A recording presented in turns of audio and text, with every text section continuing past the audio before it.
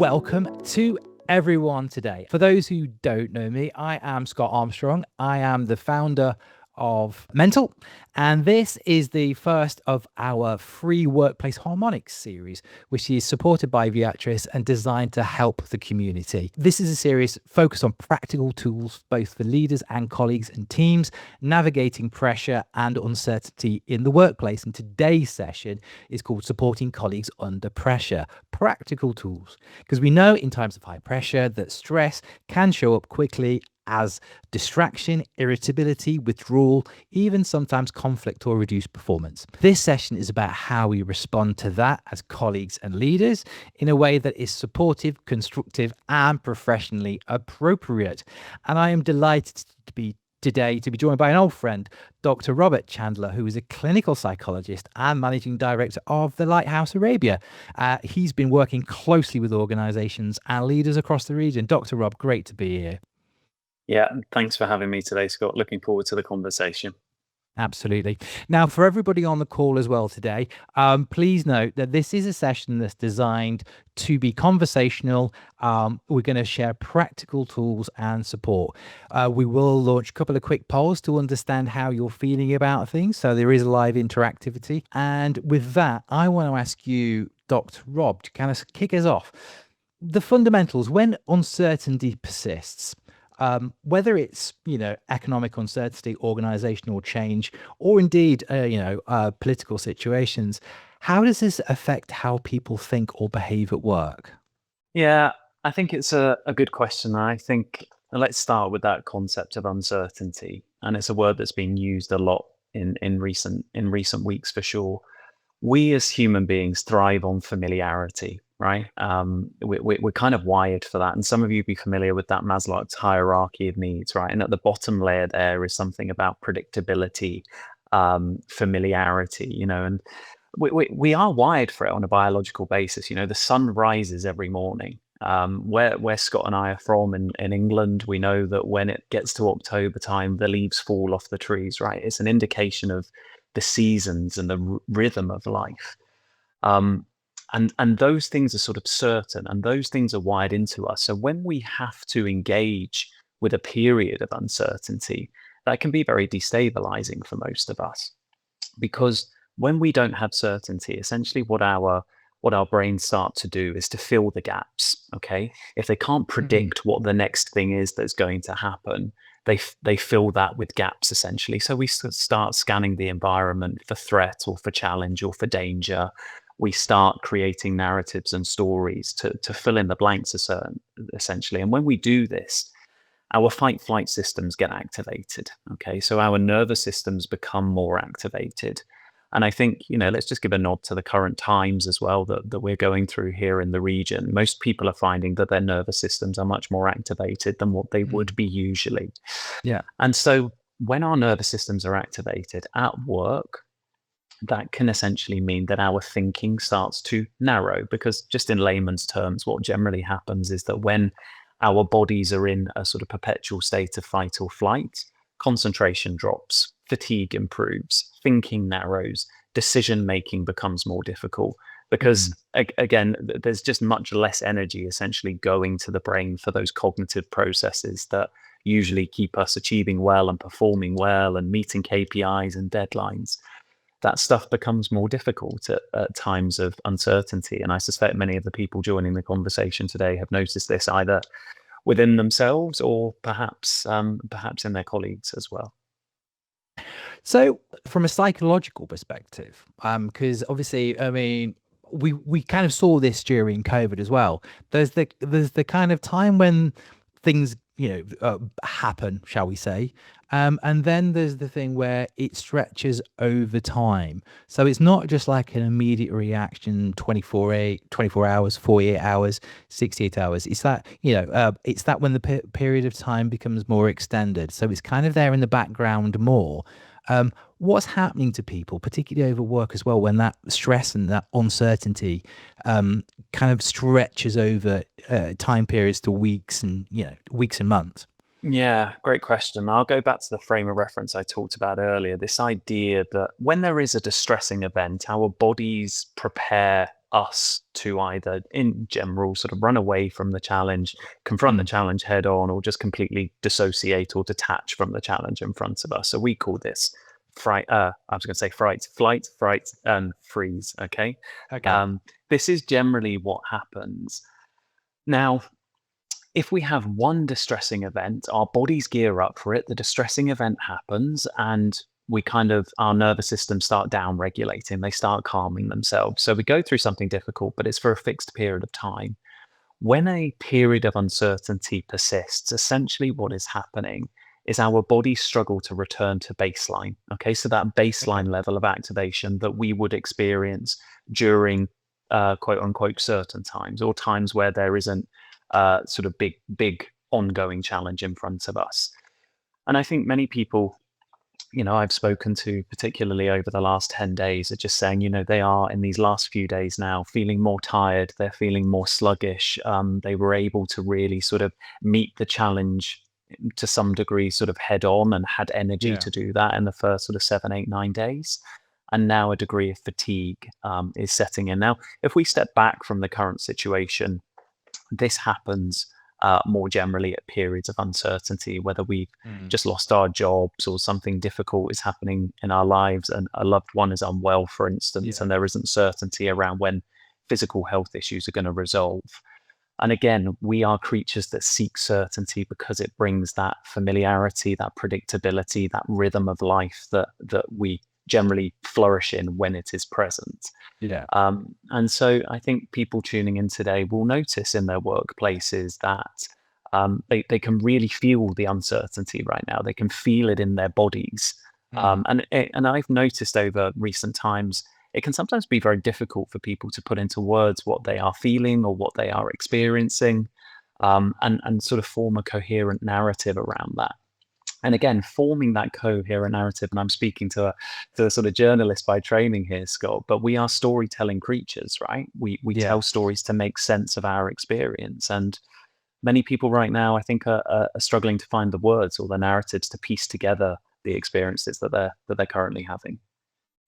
I mean, I would, if I even look rather than in an organization, if I look inside my own household, I know that I and my wife deal with the current situation, deal with uncertainty. I'm an entrepreneur, so things are quite uncertain all the time, and she gets really, really stressed out, and she deals less well as someone who likes to be in control of situations.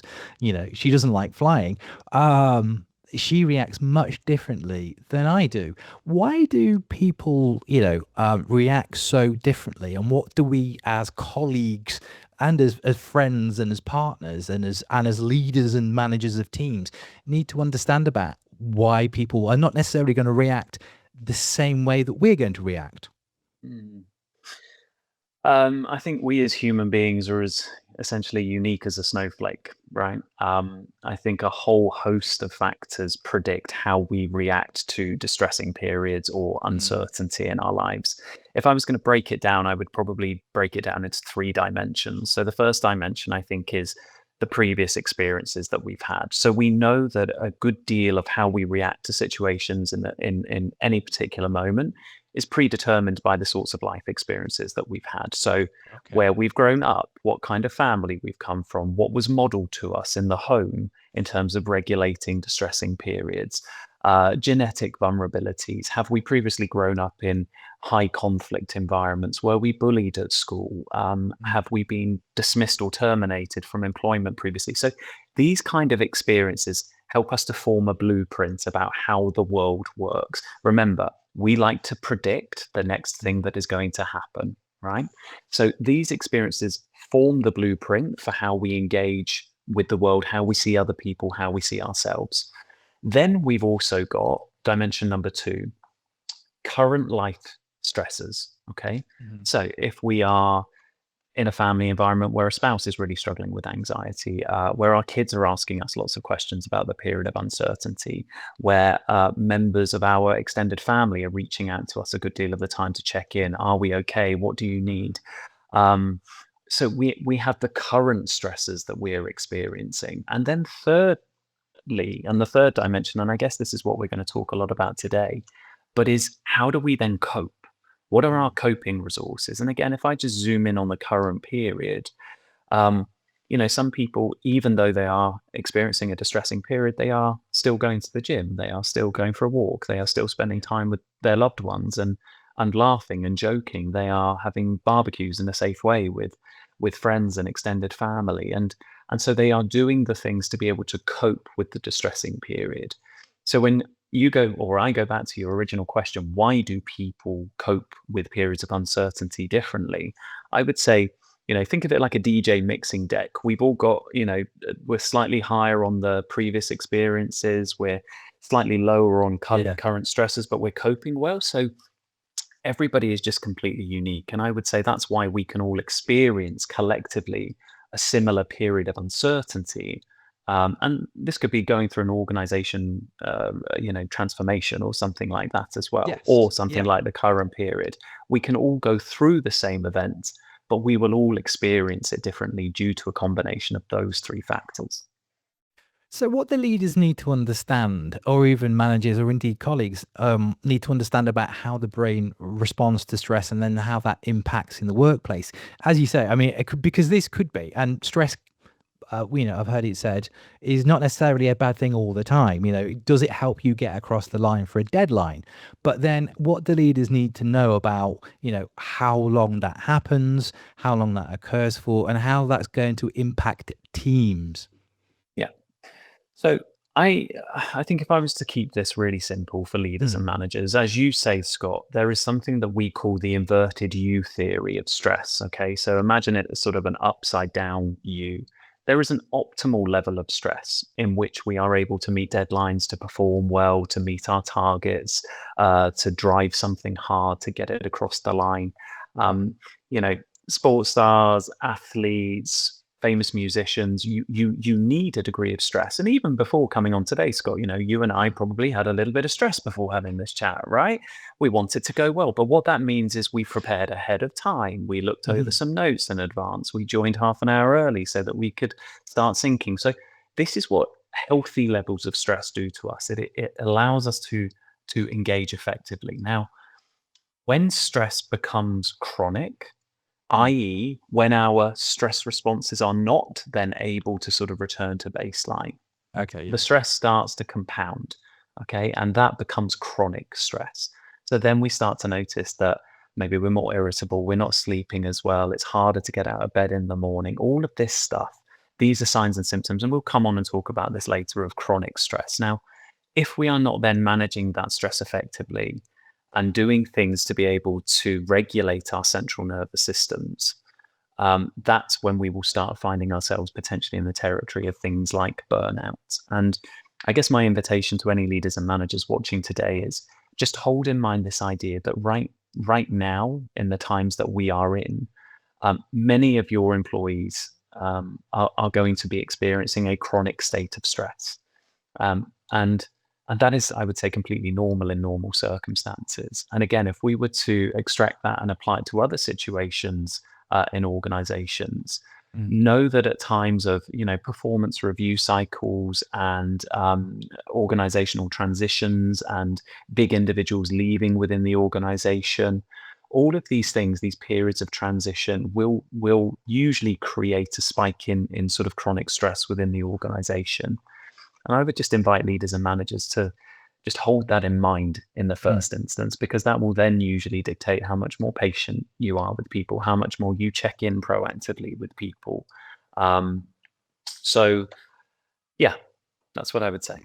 No, I love that. And compassion, I think, is always a great building block for company performance in any given time. I just want to ask as well, because a lot of what we're talking about today is organizational. It's for leaders, it's for managers, it's for colleagues in the workplace. But of course, there's a famous phrase that says there's no I in team. But that, I always feel like that's a bit of a nonsense, because obviously every single team is made up of individuals. Before we kind of walk through the door of the office, whether that be virtual right now or indeed physical, what are the kind of things that we can do if we are in this chronic stress state, or if indeed we are seeing people struggle? What are the things as individuals that we can do just to kind of maximize how we're looking after ourselves. Because the old phrase of self-care is not selfish, and fitting your own oxygen mask first. How, as employees and as colleagues and as husbands, partners, wives, brothers and sisters, what can we do to make sure that we've done as much as we can? Yeah. I really, you know why I like this question, Scott, and maybe I'm about to go on a rant, but hopefully that's helpful. I think there was a really big movement. I think maybe five, sort of 6 years ago, when well-being at work really became an agenda item, right? And we were talking much more about it, which is so important. I think when I look back now, I think what some of that movement inadvertently did was put a disproportionate amount of the onus on the company Mm. to take care of people's well-being, right? And it almost, I want to say, sort of detracted responsibility from the individual. Now we know that true workplace well-being is where the organization is doing 50% of the heavy lifting, and the individual is doing 50% of the heavy lifting. So the organization is setting the environment to support somebody's workplace well-being and stress levels, but the Mm. individual is also taking responsibility and saying, actually, I am responsible for my own nervous system activation and regulation. I don't just hand it over to the organization. So I think what you're saying is, what do I do? Or what you're asking is, what do I do before I show up to work every day? And I would, again, just sort of use the framing that I've used thus far, which is this idea of nervous system activation. If Mhm. you are in a chronic state of stress, that means your body is in that fight flight response and your nervous system is more activated. So, what can you do as an individual to turn down the activation by 5%, by 10%, by 15%? Rarely, Scott, are we actually shooting for completely calm people, right? Again, because we want some healthy, productive stress, which is going to help us to do good work. So things like the lifestyle habits, and I think, again, if I go back to the current period, trying as much as possible to get 7 to 8 hours of sleep. Now, many people I've spoken to in recent weeks, their sleep is understandably impacted. If you Yeah. can't get 7 to 8 hours of sleep, 20-minute nap, right, in the course of the day. If you're not a napper, just going and sitting on the sofa for 10 minutes with no distractions and just letting your mind wander. This stuff isn't going to eliminate all stress, but it is going to turn it down by 2%, 3%, right? Trying to eat healthy food, food of the earth, non-processed food, moving a minimum of 5,000 steps, all of these healthy lifestyle habits that I'm sure our audience are familiar with. But these have the greatest impact in our physical body, because if we're taking care of our physical body, that is going to help us feel more regulated overall. You know, we often say the difference between hope and despair is a good night's sleep, right? And it really does make a difference. Wow. Yeah. That's Um, a powerful phrase. it is, and for anyone that is a little sleep deprived, particularly here in Dubai this morning, I think you will probably resonate with that. I think there are those other calming behaviors that people can engage with for the nervous system. So things like deep breathing, progressive muscle relaxation, mindfulness, yoga, Pilates, all of this stuff that promotes oxygen circulation around the body, but it has a very calming effect on the central nervous system. Again, will it eliminate all of the stress that you're experiencing? No, and neither should that be the goal. But it will help to turn it down 5, 10%. Now, just one final thing, because I'm sure you, and I could go on for ages talking about the range of different strategies, but I think Well, that's what you're here for. absolutely. What I really do want to highlight, and this really is for introverts as well as extroverts, usually at times of uncertainty, at times of crisis, at times of difficulty within the environment, we are wired for connection, right? And if you can check in on people more often, if you can find that person in your family or your organization that is that well-regulated person, so this person that is acknowledging that it's a difficult time and there's a lot going on, but is also able to say, and I'm also trying to get my sleep, and I'm working out every day, and I'm trying to spend time with my kids, and I'm laughing and I'm playing, and this is the well-regulated person, and this is the person that you want to try and increase contact with, because our bodies do this wonderful thing where they start syncing, right? We have these mirror neurons in our brain that can pick up on the nervous systems of other people, right? And that's why sometimes when you go into a room of very, very panicked or anxious people, you start to feel and experience that yourself unconsciously.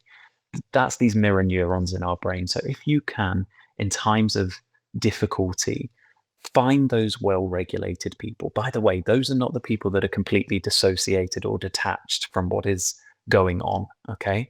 But it's finding those people that are able to balance and say, yes, it's a difficult period, and we're also in this together, and we will get through this. Let's go for a drink or a coffee or an iftar or whatever it is. Right. Yeah. So really trying to, at times of difficulty, increase connection. And many of us, our coping behaviors actually at times of difficulty are to actually withdraw from people for a whole host of reasons. Yeah. But making a concerted effort to really try and be in contact with people, because this is what we are wired for. I mean, that's interesting as well, isn't it? Because if we remember COVID as well, like we have a huge number of employees right now who will be working from home. Connection was built into their days. Now that connection, in the workplace has been taken away. And that lack of connection, we've seen the science around how loneliness and isolation is actually really bad for you physically. I think, what was it? The US Surgeon General said it's the equivalent of smoking 14 cigarettes a day. So do we need to be intentional about connection, both, in our personal lives, but also within our professional lives? Yeah, absolutely. And I would, to go back to what I was saying around, our mirror neurons in our brain Mm, are so much better at co-regulating when we are physically present with people, right? mm, And we're having a great conversation today, and Teams and Zoom, and these are very good things. But Scott, if you and I were sat in a room together today, we would be able to feel each other's energy unconsciously. And I think if safe to do so in whatever circumstance you are in, trying to be in physical proximity with people is a very good thing to do for co-regulation and nervous system regulation and mhm. times of difficulty. So yeah, like you say, checking in with an old friend that you haven't heard from. If you can't meet up with them, get on a Zoom call.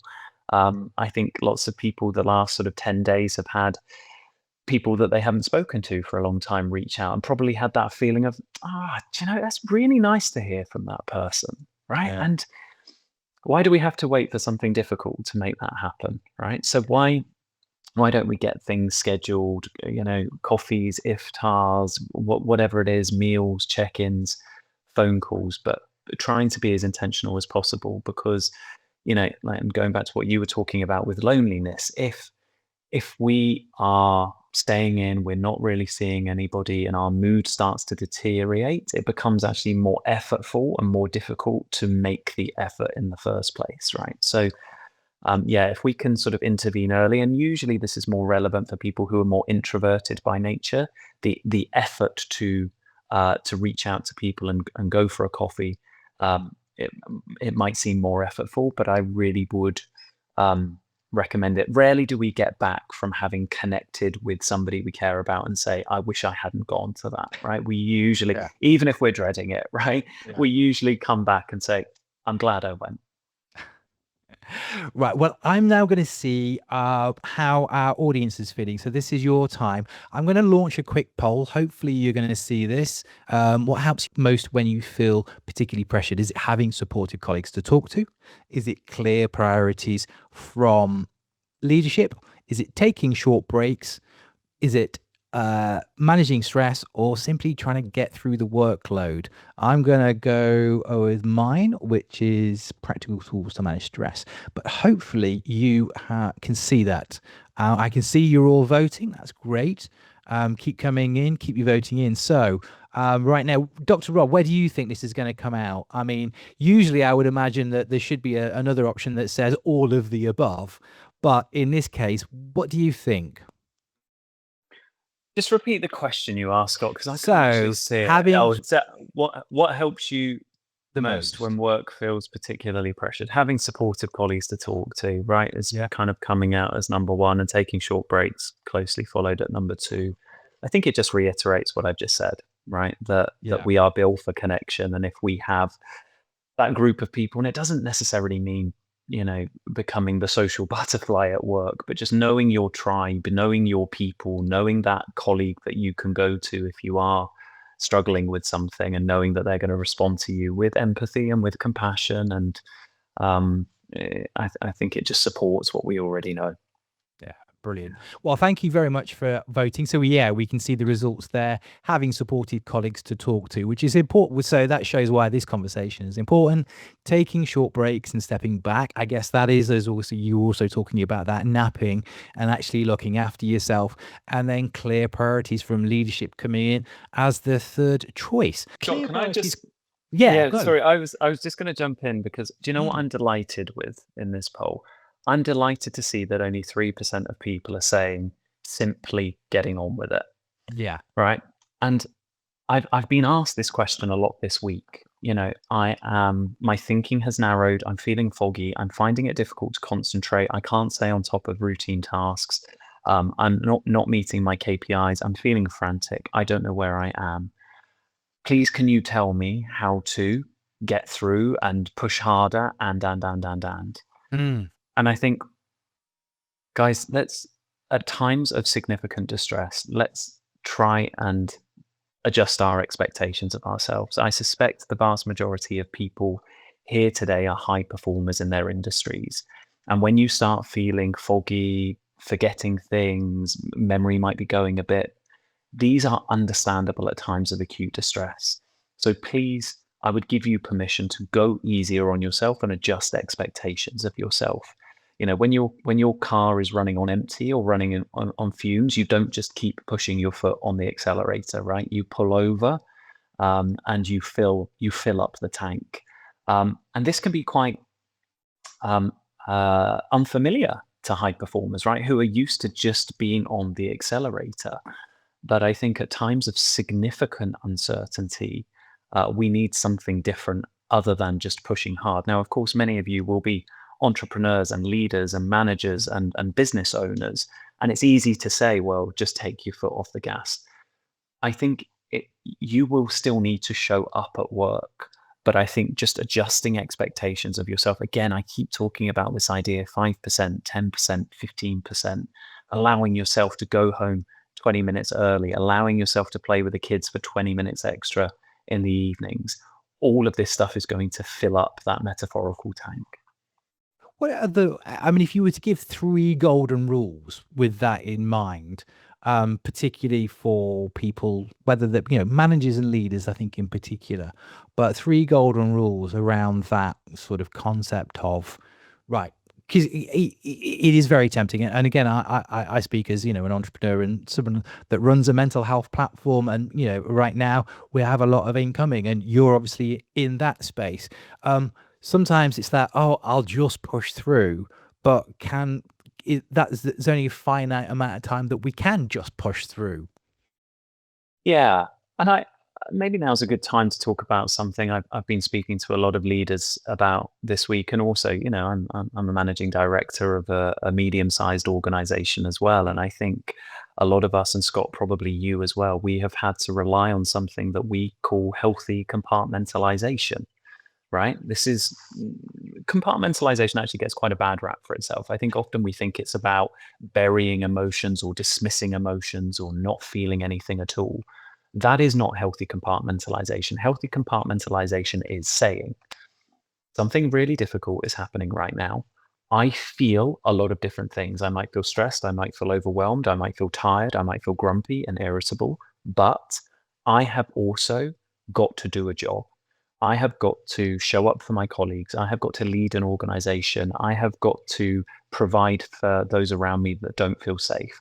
So I'm going to choose deliberately and consciously just to pop my experiences over here so I can keep moving forward in a steady fashion. Yeah. And at some point, what I will do when I get a bit of downtime, whether it's at the weekend or after work on a Friday or on a Sunday morning on my own, I'm going to take myself off and I'm going to pay attention to my own experiences. I'm going to make sense of what it was that I was feeling earlier in the week.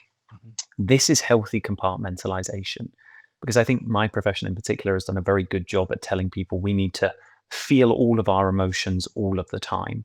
And actually, Scott, you as an entrepreneur, if you were to feel every single emotion you experience deeply and truly all of the time, you probably wouldn't get much done, right? So if we do have leaders and managers joining today, this idea of healthy compartmentalization is okay. But please come back to your emotional experiences if you are choosing to shelve them or park them for a period of time. Because if you don't, they will start to emerge as irritability and anger, sleepless nights, physical health issues, feeling sick and unwell and tired. Because what we don't actually acknowledge and work through starts to manifest in different ways inside our bodies at times of acute stress. It really it kind of resonates, and it's a strange one for me as well because from a personal perspective, I worked for more than 30 years, and I worried about everything all of the time, and it's only in the last 6 months that I actually got diagnosed with ADHD. So I understand that actually I was trying to think about everything, every single incoming all of the time. And since I've started working with that and understanding how my brain works, I've gone from I must do everything all of the time to be able to go, right, let's be a bit more linear about things. Okay, I'm going to focus on that and then do that. And then I'm going to focus on that and do that. Because as you say, you can't worry about everything all of the time. And I can see my wife in this stage right now because it's a period of high pressure and uncertainty that she's catastrophizing and she is trying to think about every single eventuality. And it's important to be able to take a step back and go, right, what's the priorities right now, rather than everything's a priority right now. Yeah, for sure. And I think, we're talking today about moments of pressure, and I think it's okay as a leader, as a manager, to say, actually, right now, I do need to just focus on tasks. I'm going to reduce the amount that I might be checking in with my team because there are certain business continuity things that I need to get done. Yeah. And that can feel very difficult, right? Particularly if we're used to checking in with colleagues frequently, to not do that as often. Um, but we have a finite amount of resources, we have a finite amount of time. And if we just continue to push that foot on the accelerator and, as you say, try and do absolutely everything and be everything to everybody all of the time, it leaves us in a state of definitely chronic unmanaged stress, but if not burnout, and at times of great uncertainty. I think that the the true leaders actually are the ones that are able to say, I am going to keep going, and I am also going to be super strategic about where I am spending my time. Um, Now, that might sound a bit counterintuitive because, again, when we often talk about mental health in the workplace, we talk about checking in on people and compassion and empathy. But those things do take energy, particularly if we are connecting with people in an authentic manner and checking in with them proactively, especially if they're telling us difficult things. Mm. So I would just say to anybody watching this, if you are checking in with colleagues, making sure that you have the resources to do that yourself, because there's nothing worse than if I just, sort of in a tick box type way, try and check in with a colleague, right? They can feel it's not sincere. They can feel I'm being rushed. So Mm. how do you do that in a strategic and deliberate way? And if you haven't got the resources for that, that's okay. And you can say to your directorship team, guys, like, I need to focus on this thing right now, but can you guys just check in with the team and make sure that they're okay? And, so delegating some of that out for a temporary period of time. And I appreciate that being strategic, again, it requires a lot of cognitive effort. Where am I going to put my time today? But I think, for anyone watching, a practical tip to achieve this really, think about starting the day with, and it might be three things, five things, seven things, but what do I need to get accomplished today? Time blocking those things in your calendar. Where is my energy going? Because again, at times of uncertainty and distress, we get pulled in lots and lots of different directions. But I think it's okay to be somewhat boundaried with your team and also preemptively warn your team and say, actually, I know I would usually assist with this. I can't do this right now. You're going to have to take care of it, or this person is going to be able to help you with it. I hope you understand. Right. So just preempting people that you can't do everything for everybody all of the time right now. You've teed up my question beautifully as well, because I've seen this as a challenge for people as well, like handling difficult conversations respectfully. Because obviously, as we were saying, right, at the beginning of this conversation, people are going to react in different ways and people are going to have different opinions. But also, when nerves are frayed, people are going to have different opinions, even just on projects and how projects should be addressed, approached, tackled. How do you handle those difficult conversations respectfully? How do we maintain, forward momentum when we have those differing opinions? Yeah, so I think, you're sort of touching on the idea of psychological safety here, right? Yeah. And psychological Yeah. safety is a principle or a concept, is the idea that a healthy organization, if it has psychological safety, is an organization where people are able to speak up, they're able to have differing opinions, there's healthy conflict present, they Mm. can voice concerns that they're having around the organization, the work, their own health, physical health or mental health, and not have to worry that they're going to be judged or penalized or treated harshly as a result. So people are generally free to speak up. This is Yeah. psychological safety. Now, I think I think it starts with the preparation and the planning. So I think in healthy organizations, what they will typically do is say at the start, we are a high feedback culture. We are going to be feeding back, right? And this is sort of just baked in and built into our systems and our processes. Um, we try and make it, as unpersonal and detach the behavior from the person when we're giving feedback, and try and focus on the specific behavior rather than you as an individual. Mm. But to prep people in advance that yes, we are a high feedback culture. That would be one thing. I think the second thing to say is um, to to model this ourselves as leaders, or for leadership teams to model this, to say, guys, if you ever disagree or something doesn't feel right, you are not just expected, but you're actually obligated to speak up. I want you to challenge me. I want you to push back. I want you to have a different opinion. And actually, if you don't, if you stay silent, that's not good with me, right? So really being crystal clear that you have an obligation to dissent. You have an Mm. obligation to challenge. And then thirdly, I would say, as leaders and managers, modeling it, right? So in a healthy way. So, we're having a conversation at the table, and I say, actually, Scott, I'm not.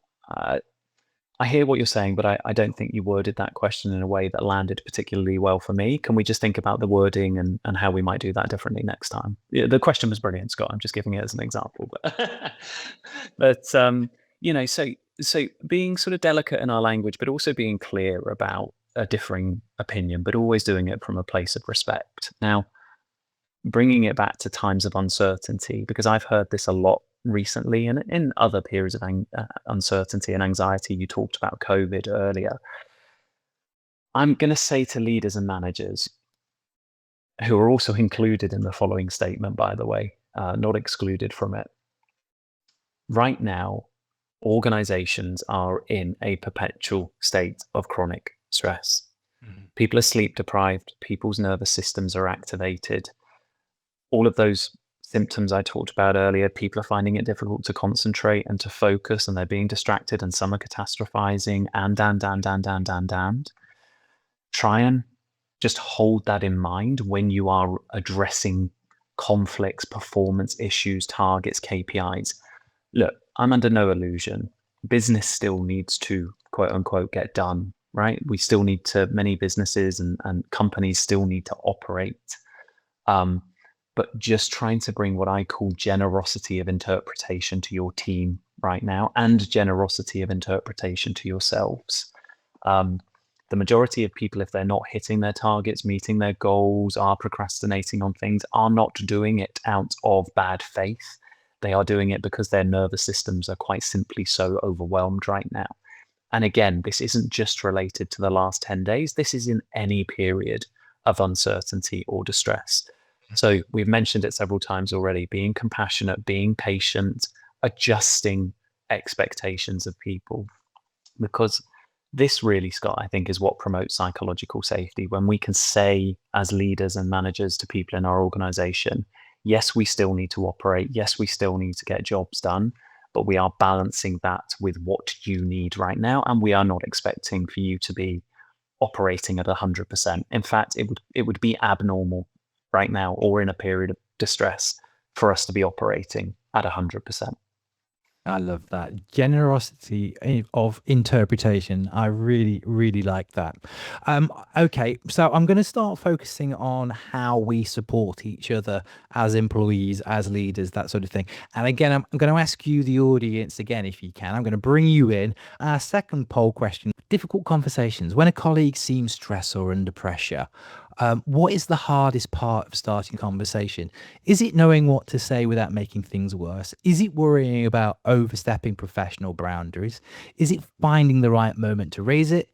Is it concern that they might react defensively so you don't have the conversation because you're worried about how it will land, or just feeling unsure to help how they, if indeed they open up? So what would be the thing that you struggle with when, you want to help, but you're not quite sure where to go with that? Dr. Rob, what do you think on that one? What do you think might be when we can see the results coming in? Knowing what to say without making things worse seems to be a big one that people are worried about there. Yeah, I'm just curious to see the results come in here. I don't want to sway anyone's opinion. I'm going to refrain from giving interpretations. Let's give it 30 seconds maybe just to see what people come up with. Absolutely, yeah, I can see people voting. So knowing what to say without making things worse, worrying about oversetting professional boundaries, finding the right moment to raise it, concerned that they might react defensively, or feeling unsure how to help if they open up. Yeah, it's a good Yeah, number of responses. I do it know is, isn't it? I would probably have predicted that knowing what to say without making things worse would probably be the top scorer there. Um, Yeah. and I think, yeah, in Why and what do we do about that? most of us as human beings, we've said it already, we're wired for connection, and generally we don't like conflict. Okay, like if we can avoid conflict, particularly in environments in the workplace, then we will do that. And most of us are good, well-intentioned people, and we just simply don't want to upset other people around us. So I think Mm. at a very sort of basic human level, that sort of predicts the response that you see there. That you know, and I will often hear in talks or webinars or in training sessions, I can see this person is struggling, or I believe that this person is struggling. Something in my nervous system tells me that their nervous system is not okay. Um, I don't want to intrude. I don't want to overstep the mark. I don't know how to start the conversation. I'm not sure I've got the right words. Um, and like you say, I don't want to make things worse. I don't want to ask them if they're okay and suddenly they burst into tears. Um, because that would be deeply uncomfortable for them and it would be uncomfortable for me. I'm going to reiterate it. We are wired for connection. And, we run a program at the Lighthouse called Mental Health First Aid where we teach these skills essentially. But in my experience, in my lived experience, also in my, I suppose, in my academic experience, if you go and ask somebody, Scott, there's been a lot going on recently. Mm. I just wanted to check in with you. Right. Have you got 10 minutes just for a chat? Nothing performance related, not business related. I just want to check in with you and see how you're doing. That's it. Now, Scott could say 150 different things in response to that. Okay. But it's less about the language and it's more about the intent, the tone, and the general sense of how I'm asking. Scott, we've been through a lot recently. The organization's been through a lot. It's a difficult time right now.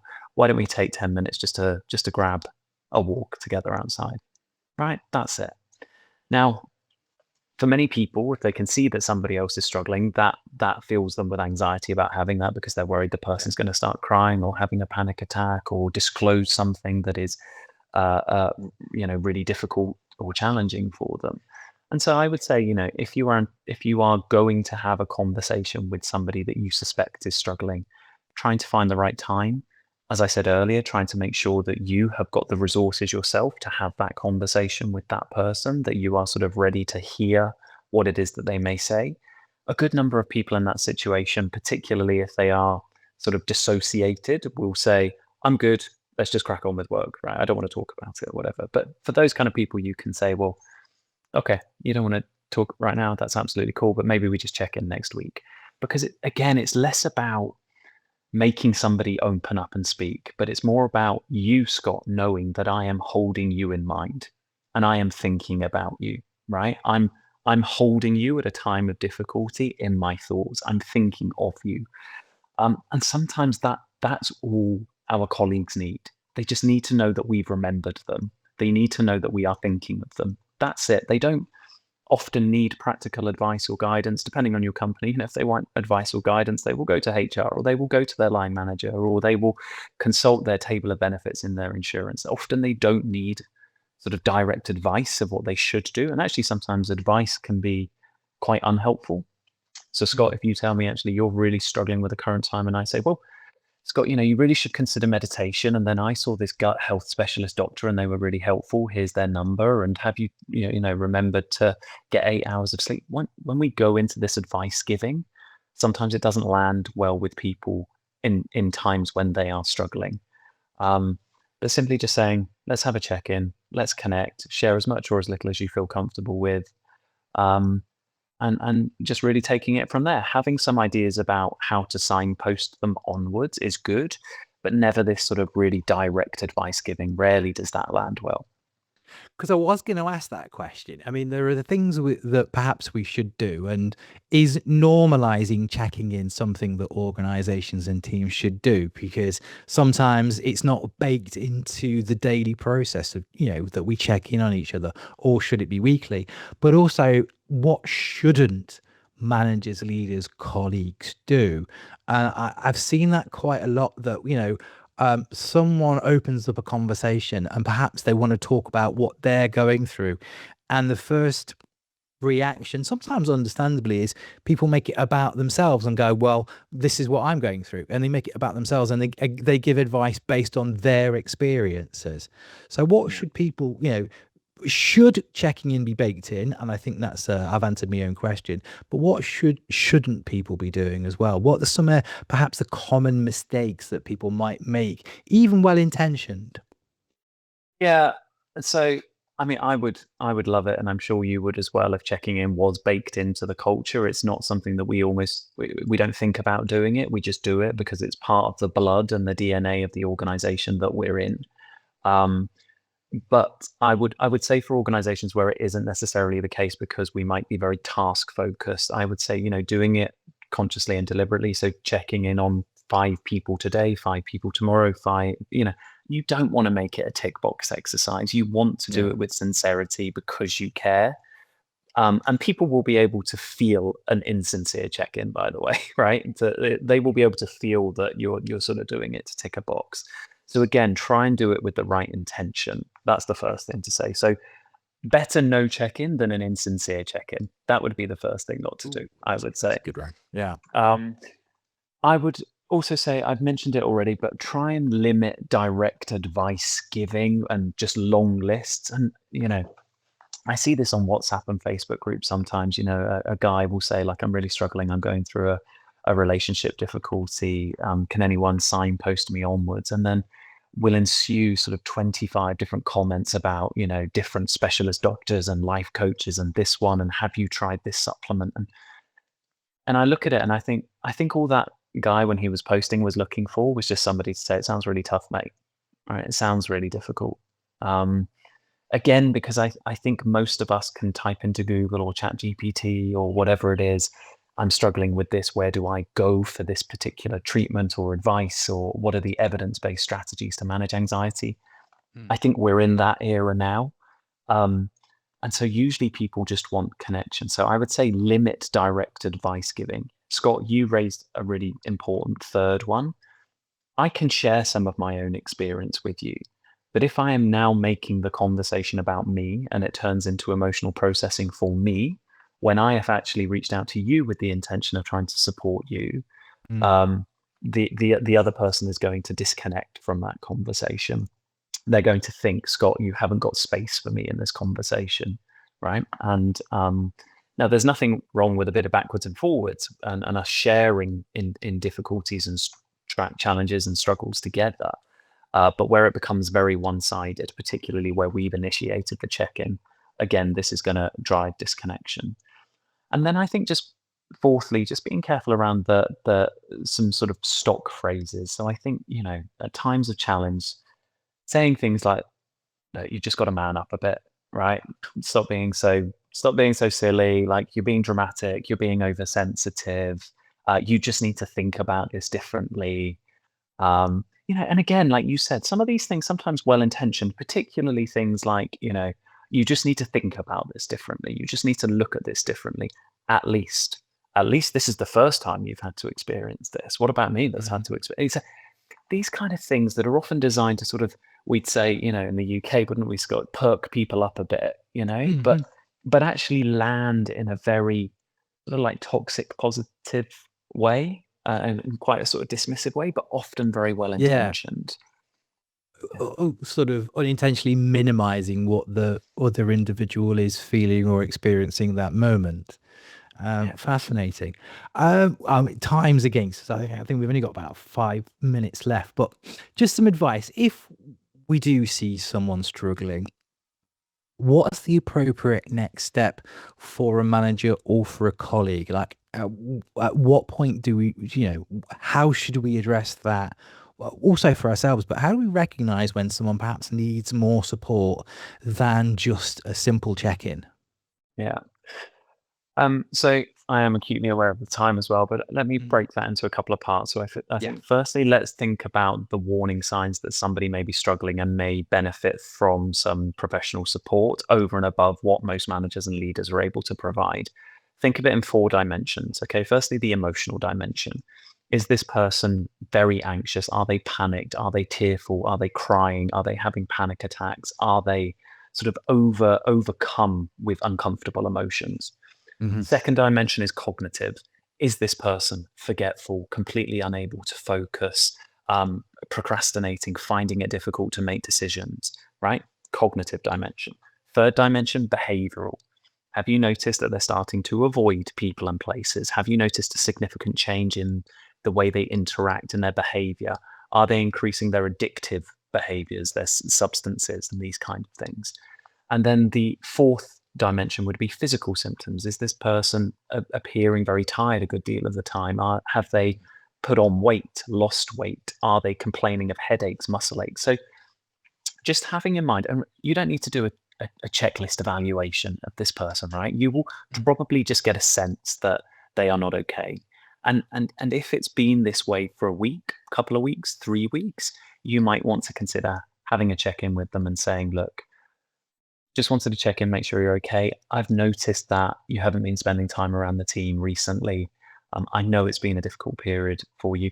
Try and engage in a bit of conversation before saying something like, I'm not the expert, right? I, sp- Robbie, probably am the expert, but this is what a Well, I typical hope you leader or are. manager. I'm Yeah. yeah.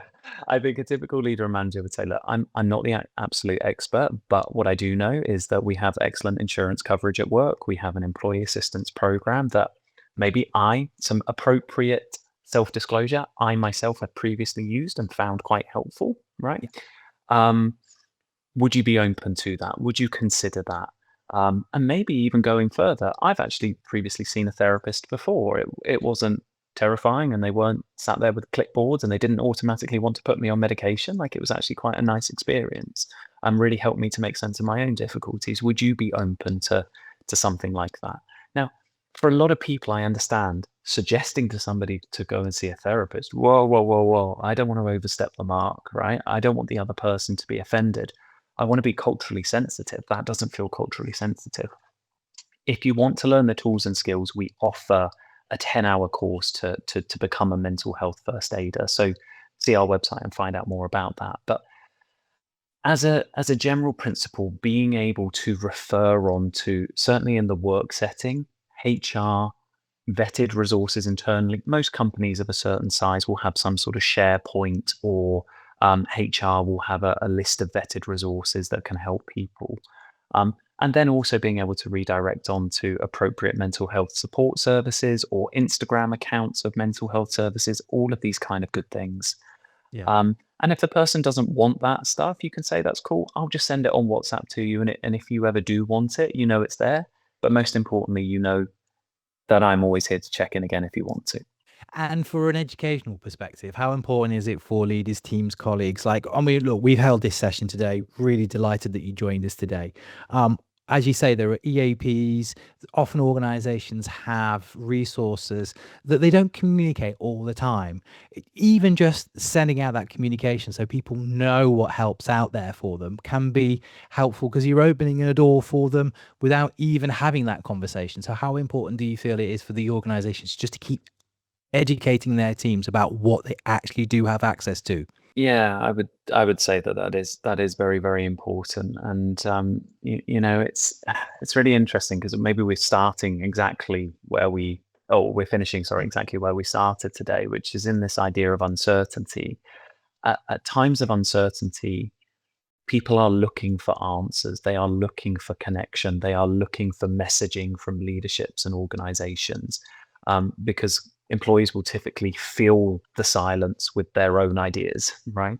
And so I Yeah. think the best organizations, the ones currently, are the ones acknowledging we are going through something difficult, and we are also strong, and we are robust, and we are moving through this with you, right? Hmm. Rather than some of these organizations, the sort of dismissing um, the felt and lived experience of their teams, but are Yeah. saying, yes, this is difficult. We're moving through it. If you require additional support, we have X, Y, and Z. Now, I think the way that message is presented is really important, because you don't just want to send an email saying, here we are, here's the resources for anyone that's struggling. You want to do it in a sort of very careful and empathic way, I think.